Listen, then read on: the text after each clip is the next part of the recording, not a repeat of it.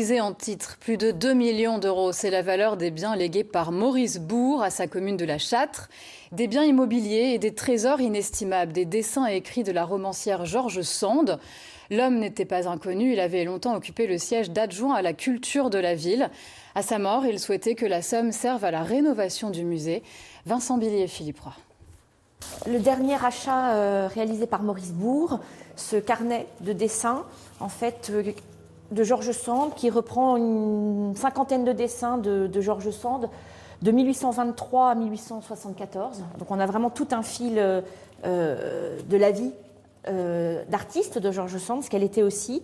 Cette pièce exceptionnelle intègre la collection, qui l'est tout autant, de Maurice Bourg, un des trésors du legs de l'ancien adjoint à la culture à la ville. On va se le dire, c'est un peu notre petite Joconde. C'est vrai que... alors, en tant qu'objet, c'est important, puisque là, on a vraiment tout le travail aussi de George Sand, qui a longtemps hésité au début de sa carrière. Elle ne savait pas si elle allait être artiste ou romancière. Finalement, elle a choisi la littérature, mais on voit aussi tout son talent d'artiste.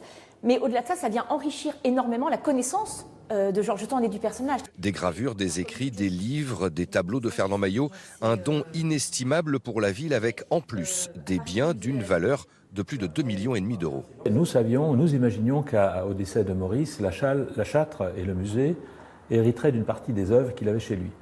Et on était très très loin de s'attendre à ce don qui représente une somme très importante, qui est bien évidemment importante pour la ville de la Châtre et importante pour les réalisations du projet de musée. Car c'était le projet de Maurice Bourg, un nouveau grand musée pour la Châtre. Le dossier est en cours pour que les collections, dont beaucoup sont en réserve, soient mises en valeur. C'est vraiment un coup d'accélérateur, ça paraît évident, d'un point de vue financier bien sûr, et aussi pour les collections.